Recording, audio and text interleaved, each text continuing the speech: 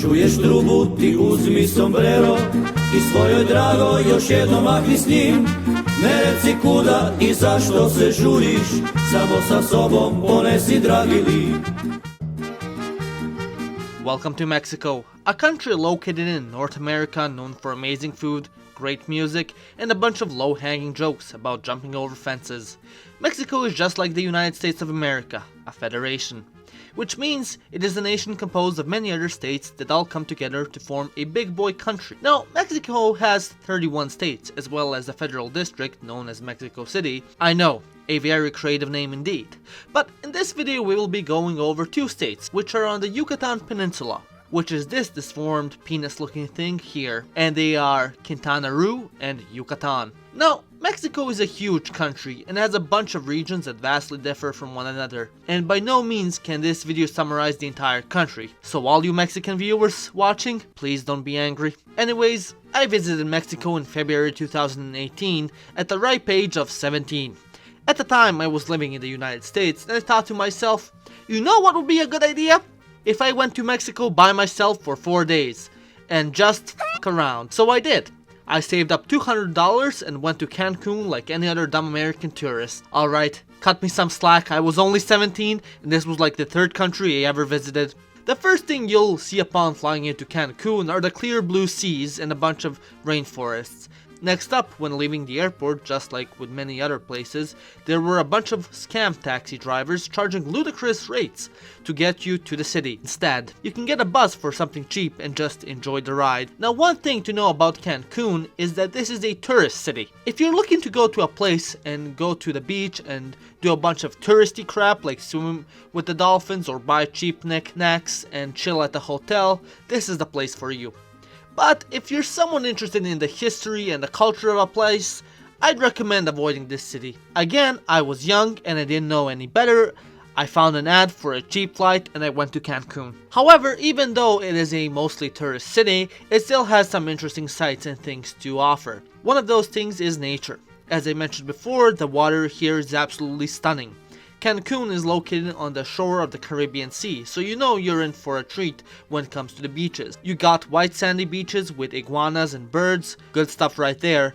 Most of the beaches are located in this zone here, the Zona Hotelera, which is basically the American tourist containment part of the city. Here all of the big hotels and most of the tourist traps are located. It's such a containment zone that you don't even have to pay in the local currency, which is the Mexican peso, and you can actually pay in US dollars. Then you got the living, breathing city with the people living their lives. Cancun is after all the 23rd largest city in Mexico, so the Zona Hotelera isn't really representative of the place.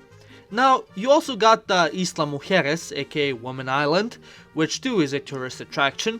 You get there by taking a short ferry, and once you arrive there you're met with more beaches and tourist shops and restaurants. There are also a couple of churches on the island, one of the more noticeable being the Parroquia Inmaculada Concepcion, but near Cancun there's also this big boy, the Chechen Itza. Now, prior to arrival of Christopher Columbus and the Jolly Roger gang to the Americas, the Yucatan Peninsula was generally inhabited by the Mayan civilization. Now, these guys were the OGs of the region, and before the white scum known as Europeans arrived, there used to be anywhere from 5 to 10 million of them living in the general area. As of the 2002 census, there are around 6 million of them living on the peninsula. The Maya were generally known for the calendar that predicted the end of the world in 2012. Remember that? But other than that, they have so much more to their history and culture. I mean, shit, they've been around since 2000 BC. And the most famous thing left from their empire and the civilization is the Chechen Itza. Unknown for the most part, Chechen Itza is not the name for this giant pyramid. Rather, it's the name of the entire city ruin complex. The pyramid is known as El Castillo or Cuculacán. Throughout the city you can find ruins from the once glorious Mayan capital that ruled there from the 9th century and onward. In the 16th century, the city got conquered by the Spanish, and the rest is history. When it comes to the El Castillo Pyramid itself, the pyramid was built on the top of another pyramid in the name of the god Cuculacán. The Maya, prior to the conversion to Christianity, followed a polytheistic religion with many gods. Cuculacán was generally interpreted as a feathered serpent god. He was the god of leadership, language, agriculture, and earthquakes. It's not really known how he was worshipped other than the standard practice of human sacrifice, like with most gods, but during certain times of the year, a shadow appears in the pyramid as if a serpent is climbing it. So, you know. Other than ruins, at Chechen Itza you can also find a bunch of vendors selling tourist artisan goods. There's a ton of them, which is understandable because this is after all a tourist epicenter. When buying something from these street vendors in Mexico, they generally offer a higher price because you're a dumb tourist and all. But if you know a little bit of Spanish and have a calculator at your hand, you can barter for a lower price. It's how I got this towel. Now, one big culture shock thing in Mexico is the police. Me being the 17-year-old retard that I was, I didn't really record this, but the police in Mexico have guns, and I'm not talking about your regular handguns that every pansy and his mother can get, but rather semi-automatic and automatic rifles alongside machine guns to their vehicles. And one would think that the country is at war or something, and you're kinda right to think that, as Mexico is kind of in a drug war as a co-belligerent alongside the United States. It's no secret that Mexico has a problem with drug cartels as its territory is divided by them, and violence is prevalent countrywide due to rival cartels clashes as well as police clashes with the cartels.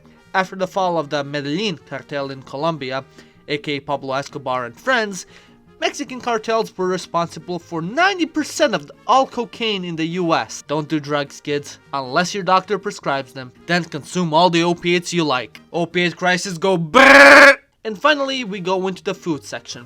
And unlike most of my other videos where I'm too hungry to wait to record my meals, I actually recorded this time. Well, took pictures, that is. Since I started traveling, by far the best food was from Mexico. Say what you want, but eating 3 tacos off the street for 30 pesos is unbeatable. They're delicious, they're fresh, they're filling. Of course, you also got burritos, tamales, various salsas. They're all great, but authentic Mexican tacos, man. Mwah! And don't even get me started on the Mexican barbecue.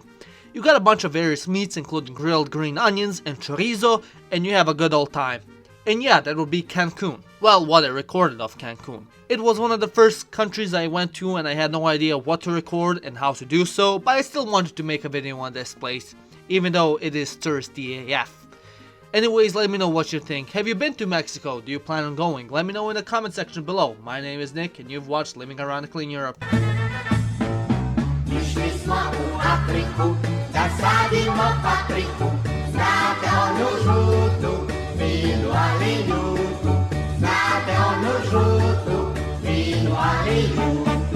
Jednog grba Kamila odmah se pomama.